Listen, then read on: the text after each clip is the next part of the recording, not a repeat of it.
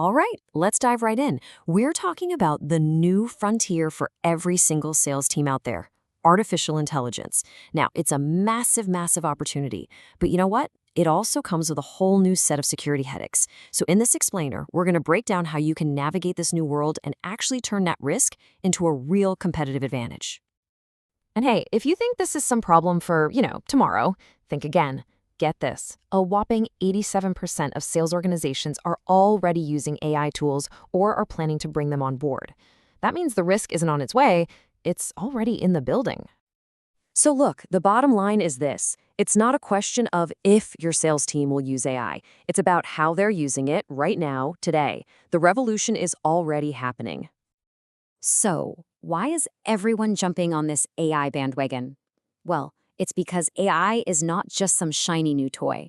It's a genuine superpower for sales teams. We're talking huge gains in how they work and what they know about their customers. Just think about the tools your team might already be using, maybe without you even realizing it. You've got conversational AIs like ChatGPT that can draft a perfect follow-up email in seconds. Then there are these crazy smart analytics platforms that can predict which leads are actually going to close. There are even tools that listen in on sales calls to give real-time coaching. And of course, email automation that feels personal but at a massive scale. Each one of these is a total game changer. But you know the old saying, with great power comes, well, great risk. And this rush to adopt AI has created what's basically a perfect storm. This incredible collision of opportunity and brand new, really serious security holes. And here's the tough part to swallow. In that mad dash to close deals and hit quota, your sales team can accidentally become the weakest link in your entire company's security. I mean, when the pressure's on, security can feel like it's just getting in the way, right? And that, unfortunately, makes them a prime target for attackers. So what are we actually worried about here? Well, first, the classic data breach. Only now, we're talking about hackers getting their hands on the absolute crown jewels of your sales org, customer lists, secret contract terms, your entire pricing strategy, all being fed into these new AI systems. Second, social engineering, tricking people, is getting a massive upgrade. Attackers can now use AI to create a scarily convincing deepfake voice call from your CEO demanding an urgent wire transfer. Or they can craft a phishing email that looks exactly like it came from your biggest client, asking for confidential details. It's getting harder and harder to spot the fakes. And then there's this new kid on the block, prompt injection. Think of it like a secret, hidden instruction.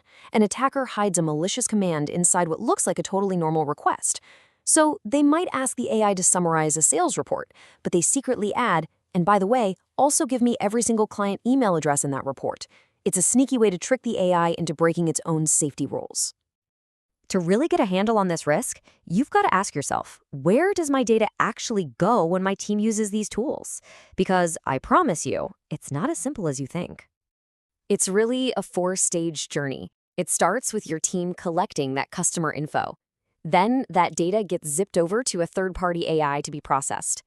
That AI provider then stores it on their servers, who knows where in the world. And finally, the results get shared back. You lose a little bit of control at every single one of those steps. Now, here's what's really wild and frankly a little terrifying about all this. When your team puts customer data into one of these systems, you might be accidentally feeding that secret info directly into the AI's long-term memory. It could become part of the model itself, and then who knows? It could pop up in an answer for a total stranger, maybe even one of your competitors. And listen, this isn't just some tech problem. It's a huge financial problem. If you mess up and violate regulations like GDPR over in Europe or CCPA in California, you could be looking at staggering fines. We're not talking small change here. We're talking about penalties that can run into the millions or even be a slice of your total global revenue. The stakes are just enormous. Okay, so that's the scary part. That's a lot of risk, and the stakes are clearly high. So the big question is, what on earth do you do about it? How do you actually start building a defense?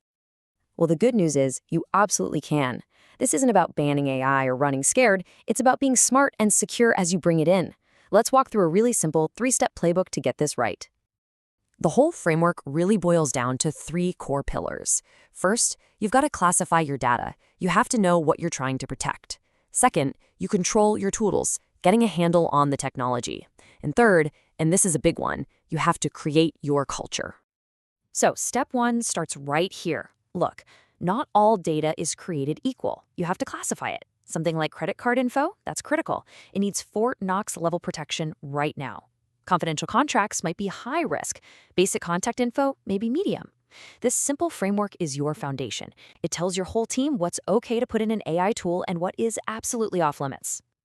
Next up, you've got to control the tools themselves.